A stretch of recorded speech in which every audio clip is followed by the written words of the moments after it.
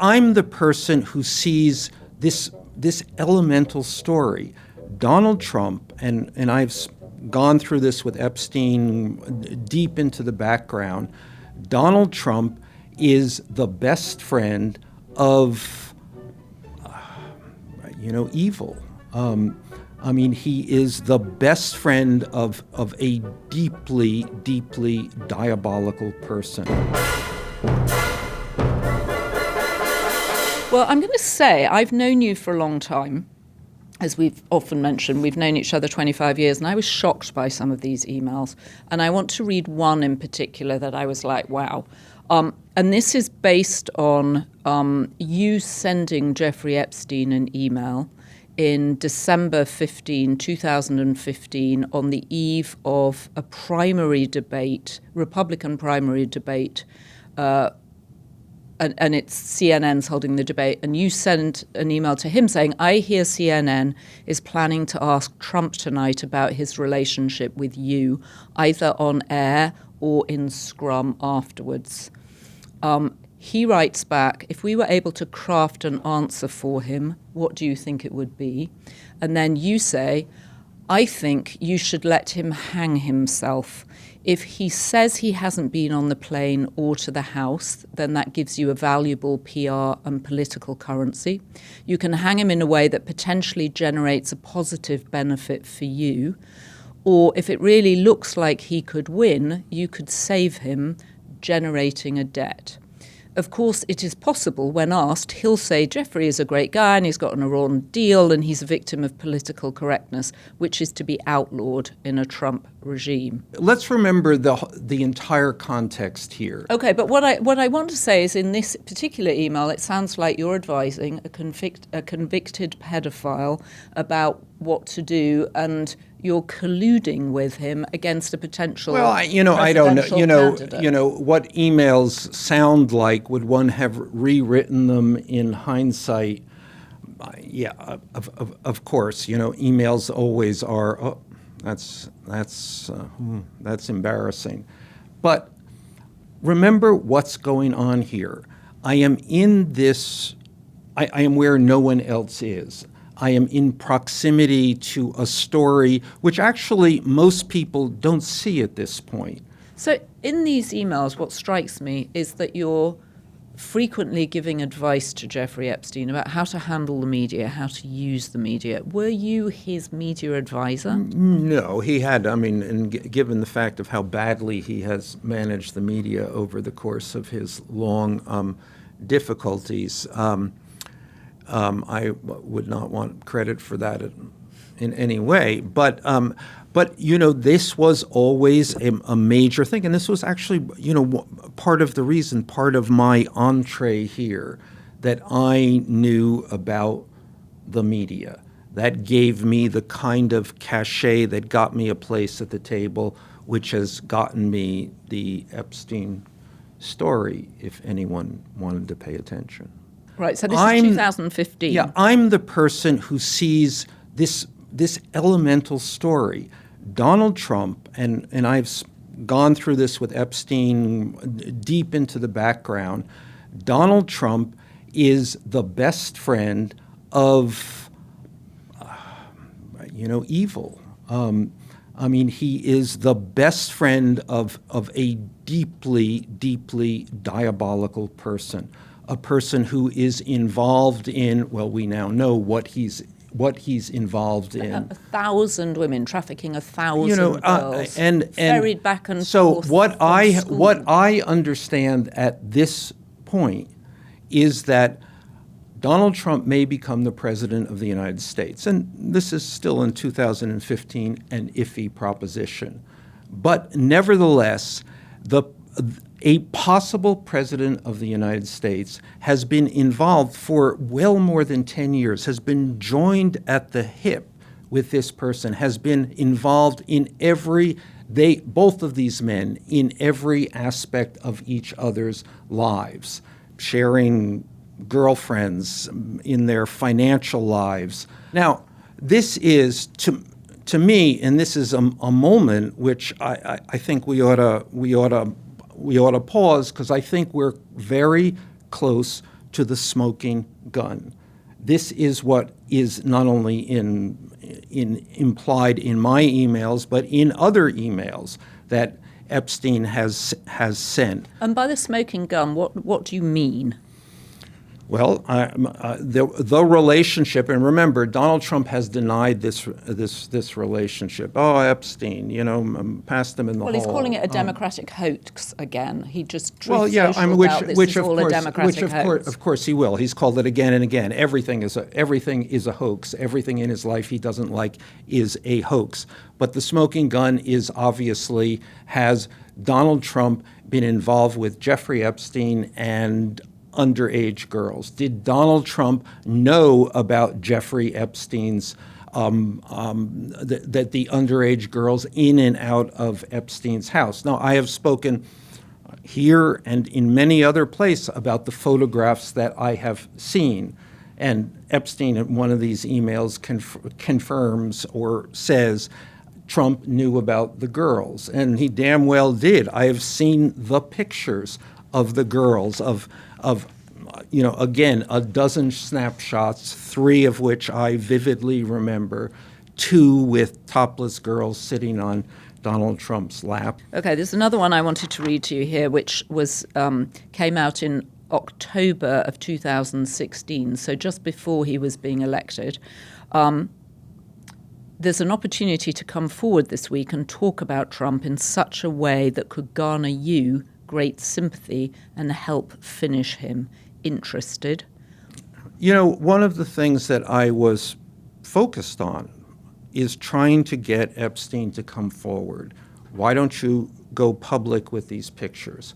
Why don't you go public? Let me help you go public in telling your story about Donald Trump. I mean, I saw then, as I have continued to see and see every day now, that Donald Trump was unfit to be the president of the United States. So Blue Sky and X and social media is full of journalists just saying this is completely unacceptable, this is not how you speak to a source, this is not what journalism is. Well, these are not people who have written the kind of books that I have written, and I often make the distinction between journalists who do what they do, daily reporters, working for organizations, working within a very prescribed set of rules, and what I do. I mean, I'm a writer who manages to make relationships that let me tell a story in the ways that the New York Times or other very reputable journalistic organizations are unable to tell. I mean, I am the journalist who got into the Trump White House in those first months, for 7 months actually. I sat there and was able to write a book, that's my book, Fire and Fury, which was, I think made a substantial contribution to understanding what was going on and the utter uniqueness and out of controlness of the first Trump White House. I did the same, my biography of Rupert Murdoch. Somehow I was the only journalist not in his employ who has ever spent an enormous amount of time with him, basically a year, and what do you and do? the emails. Because but no, I just want to make the point that if you saw the emails that I shared with Rupert Murdoch, I would be embarrassed about them. But I was able to write the book that no one has been able to write, and the book also that he profoundly hated. All right, so I was going to ask you about that because you go in, and certainly Rupert Murdoch is a perfect example. You go in, you spend an inordinate amount of time with them, and they believe that you are on their side. Do you basically go in and sort of suck up to them and crave Well, let me ask the question in a friendlier way. Am I acting? Am I play acting? Right. Are you pretending? Am I playing a role? And the answer is yes. I mean, that's what a journalist, a writer in that situation does. If you want to stay, if you want to be invited back the next day and the next day and the next day, yes. So the point is not what you say, but what you write, the story you tell, and and that's always the thing that I'm constantly focused on. Tell me what you would not tell other people. I mean, you and said in order to do that, you got to. I think as my mother would say, you get more with a little honey. Right. Some of the honey feels a lot when it's a convicted pedophile. But that's not the point is to get the story of the convicted pedophile. I could have easily not gotten the story and could have said, you're a fucking pedophile and I can't see you anymore. But in order to get the story, and this is a story that I have told as often as I can in as many places that I can. The story of Donald Trump's relationship with this pedophile, a story that virtually, and certainly many of the journalists that I'm sure are now criticizing me, have chosen not to pick up. I've had a very, very hard time telling this story. So you used the phrase twice in the email we started off with about let him hang himself, which turns out to have a particular resonance. Well, the hanging here was referred to not Epstein, but it was to Trump. Trump was pretending he was someone other than who he actually is, which is, I think by wide agreement, one might say certainly the sleazeball of our time, but also I think, we could argue a criminal in his sleazeballness. All right, so let's talk a bit more about your methodology in terms of when you came home from spending, a day with Jeffrey Epstein or an evening at Jeffrey Epstein's house. What did you do? Did you write notes? Did you speak into Of course. So you came out of the persona that you adopted when you were there. Yes, and also most of these conversations with Jeffrey Epstein are on tape.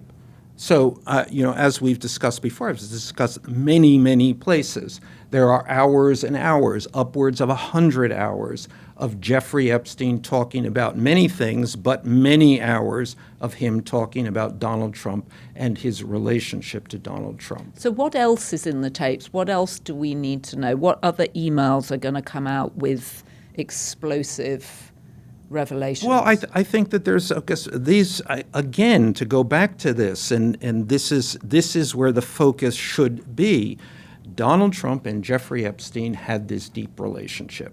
They knew everything about each other, and then they fell out with enormous acrimony. But for more than a decade, that's what they were doing, and their obsession was women, girls, models. I can't make that point clear enough. It was models, supermodels, runway models, fashion models, catalog models, girls who just wanted to be models. The Trump model agency. Well, they all had a modeling agency, right? Jeffrey Epstein had a modeling agency. Trump had a model. Yes, everyone. I didn't have a modeling agency. So you've talked about going after Trump, but how is Donald Trump, who was elected president not once but twice, worse than a convicted pedophile who, it turns out, had trafficked 1,000 girls? I mean, he was sending cars to pick up girls from Okay, but school. That's Joanna. That's clear. The answer, because he's the president of the United States, because he is the model of what a leader should be, of what success looks like, and so it is important. It's vital. It's required at some level that we understand the truth of who this man is. This charade. We all live in a charade. And you are also lying to Jeffrey Epstein by trying to seduce him into telling you everything. Joanna, there are lies and there are lies. I am not a pedophile. I am a writer. So, and I guess what you might be saying is, does the means justify the ends? And I would point out that the means in this instance are a kind of set of white lies. They harm no one, and they produce the end. I got this story. I am the only one, and I have been going and together actually before the election we released with the Daily Beast.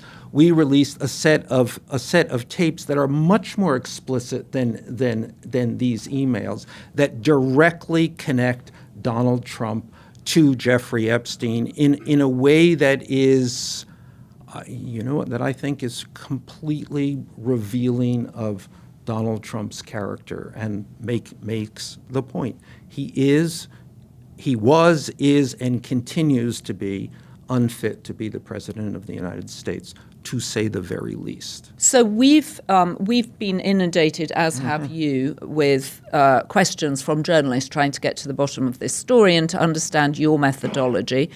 We've put them together, and there's some questions here from a guy called Eric Wimple at the New York Times. I'm going to read out his questions. Just wanted to ask you if you could add any context to the emails that were released. Some seem to conclude that you are essentially outlining a strategy for blackmailing Donald Trump. This was when he was a candidate, before he was president. Do you have any response to that? Well, there's a curious thing, that's a reference to, and I say in one of those emails, you can get. Well, it's where you say you could save him generating a debt. And the interesting thing was, this was obviously what Epstein wanted to hear, but the point was how afraid Epstein was of Donald Trump. That really was a kind of going forward thing that Epstein was fearful about what would happen to him if Donald Trump became the president of the United States. Okay, so Eric has another question. It seems as though these emails are news. Did you ever disclose them in any of your pieces or podcasts or hint at them? Well, as I've said, I haven't talked about almost nothing for the past year except my relationship to Jeffrey Epstein, and have disclosed things that I thought were much more incriminating than these emails. Are there any other emails with Epstein that you could share to fill out the picture of your relationship with him? More importantly, there are 100 hours of tape, and then Eric Wimple. The next question he will ask is have I? You mentioned that you tried to interest news outlets in the story of the Epstein tapes. How many did you pitch, and how many said no? Do you have any correspondence from those interactions? I certainly do, and everybody has been pitched. There is almost no outlet, streamers, networks, cable stations, and book publishers who has not been pitched on this story. Well, I was going to ask everyone saying no. So you spent 4 or 5 years on and off with Epstein at the center of Epstein's sort of table with all the people that came to and from his house. The book never appeared. He wanted you to write a book about him after your Murdoch books. But several other books did appear, which is, he became a very... Do you mean several other books by you? Or yes, by me. So he became a very significant source for me for my 4 books about Donald Trump. I understand Donald Trump as well as I do, partly because of Jeffrey Epstein. There are many other people and many other sources in these books, but Epstein's, I have always found probably the 2 people who have been most insightful about Donald Trump are Jeffrey Epstein and Steve Bannon, who actually curiously then became friends. So is one of the reasons that the networks and streaming services or whatever have turned you down on this is because Jeffrey Epstein is thought to be an unreliable narrator? I don't think so. I think the reason is that they are scared. They're scared of being sued by the Trump administration. They're uncomfortable with how to talk about this story. They don't want to see Jeffrey Epstein in any more than that single lens through which we view him. And these tapes go all over the place. They really show a life in full. I mean, a really strange life and clearly a diabolical life. But he is something else in these tapes beyond just the man who victimized many girls. But I actually don't think that's the. I think they are afraid of what Donald Trump will do. And remember, Donald Trump has repeatedly, and every instance, turned to the media outlets, and if he doesn't like what they do, he sues them. I know getting the story is important. Are there any lines that you wouldn't cross? You seem to downplay the importance of getting the story, and which I would not do. Getting the story is the all important thing. But of course, what I'm not going to be. Do I have to answer this? Well, you know the answer to this. Of course there are. I mean, you remind me a little bit of an undercover cop. Well, I suppose in a way that I am, and in the television show, the undercover cop always has to prove himself by shooting someone who is. I wouldn't do that. Well, that's a relief. And let's remember what I did. I sat at a table and listened to Jeffrey Epstein and many of the other people who he invited to his table, and I often said what he wanted to hear. His table sounded a really intriguing place to be. There were all sorts of people from world leaders. We've talked on the podcast about how you ran into the head of the Nobel Prize Committee there. You said you saw Bill Gates there, Woody Allen there, Larry Summers there. Is there a way in which you were trying to seduce Jeffrey Epstein into confiding in you, and you were also seduced by Jeffrey Epstein? Well, no. This is. I'm not the first journalist in this position, and many journalists have talked about this and how to navigate such a situation, and the times they have failed to entirely navigate this situation, and I suppose that that there were moments in which you have to stomach what you know you should not be stomaching, but you do because. When you say that, what do you actually mean? And again, that's why you stomach, because you're not seeing anything, you're not participating in anything, you're just hearing things. So, my relationship with Jeffrey Epstein did not go. I have never, in all of the hours that I have spent with him, I have never saw any interaction with women, with girls. Did you ever see the massage room? I never saw the massage room. I do want to say, and I think it's important, the kind of journalism I do, or the kind of writing that I do, is different from journalists who work at newspapers or broadcast outlets.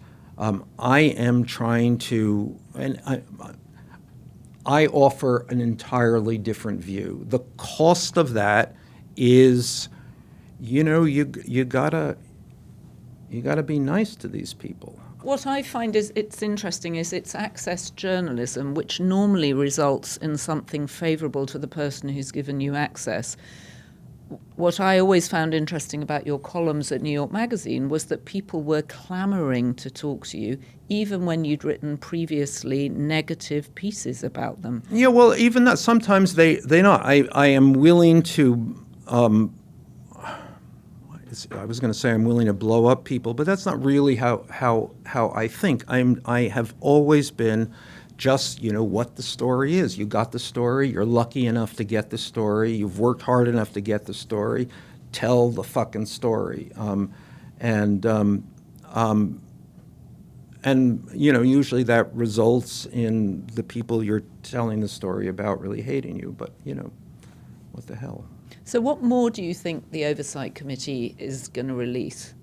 I guess they're just releasing whatever they can get, and appears to be dueling releases from the Republicans, from the Democrats. But I think that this is all signs of an investigation that is closing in on its subject, and it's sometimes.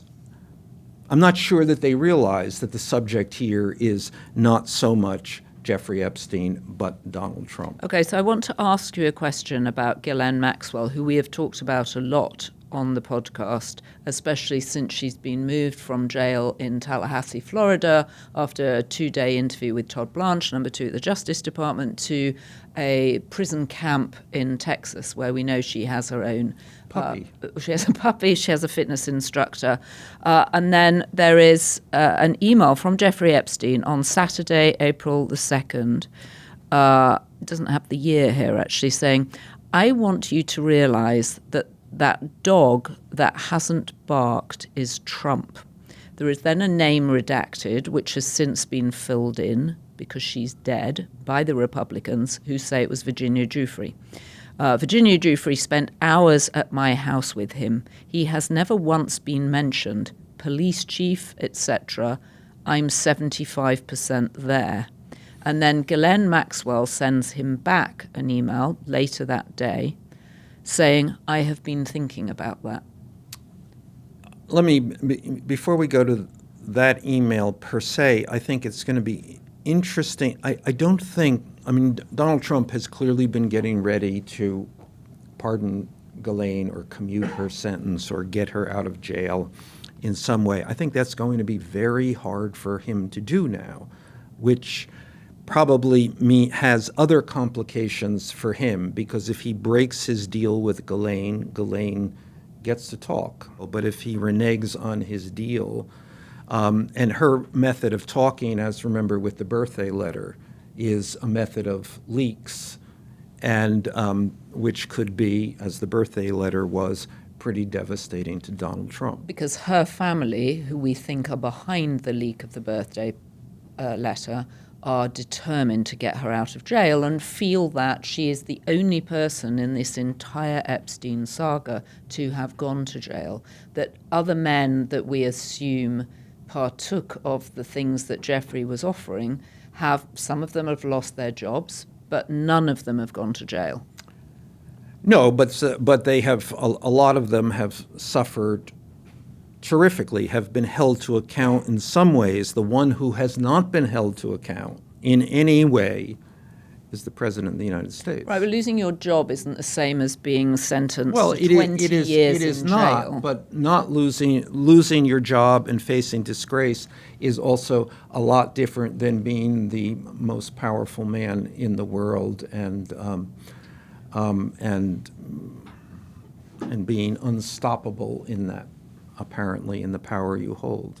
And again, one's just struck by the remarkable difference in their journeys, that these were two men that used to tool around Atlantic City together. One ended up dead in a Manhattan cell, still uncertainty around whether he killed himself or whether or not something else happened to him, and the other ended up being the leader of the free world. Yes, and I admire that line because it is my line, which I have used again and again and again and again. And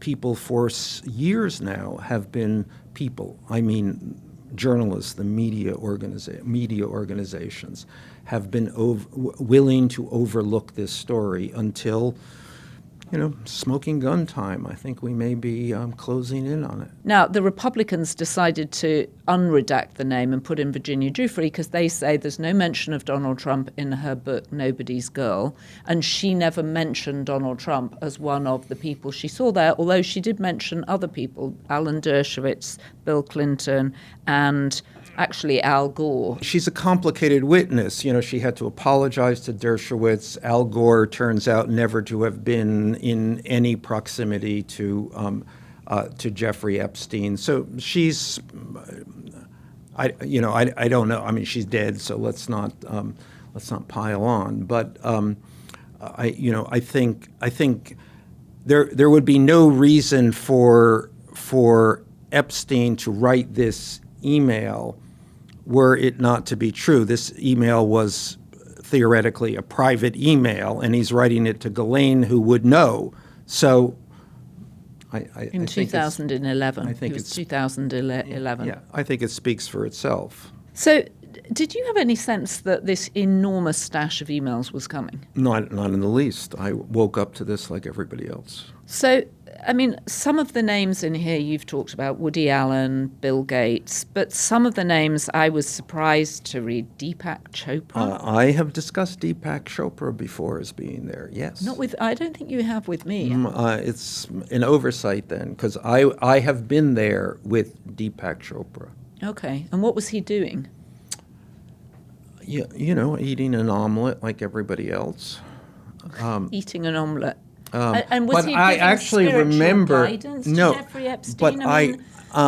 What was Deepak Chopra doing there? I suspect he was there trying to get money out of Epstein, but I don't know. Kathy Rumler, who was Obama's White House counsel, Tom Barrack. No, and Tom Barrack is pivotal here in this the connection, because it was, and I talk about this in Fire and Fury as them being the three musketeers: Trump, Barrack, Epstein, and they were together the closest of friends. And when Tom Barrack went into the White House, or actually he did not go into the White House in the first administration, and that was partly because of Epstein's advice: don't take an official job. But Barrack remained one of the key advisors, still is one of Trump's key advisors. Right, he's an ambassador now, I think. Yeah, but on the phone with Trump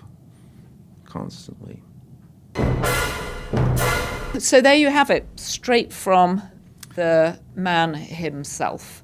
If you have been, thank you for joining. Don't forget to subscribe to this podcast. We are independent media and we appreciate your support. Leave a comment. Tell us the questions you would have asked Michael in my role today. And don't forget, as our First Lady would, have us all be Beast, and a special thanks to our Be Beast tier of members. And don't forget, you can join the Daily Beast community and get lots of extra content. Herbie, Andrew Mellor, Fulvia Orlando, Laz Conde, Sandra Clark, Bonzo, Val Love, Francisco, Bocock, DC, Karen White, Heidi Riley, Connie Rutherford, Sharon Shipley, and Andrea Hodel, who wrote in to say it's a Swiss name, and it's How did pronounced... I pronounce it? I think you said Hodel, and I think it's Hodel like yodel. Swiss. Andrea Hodel like yodel. And always, Devin, Hannah, Jesse. Thank you.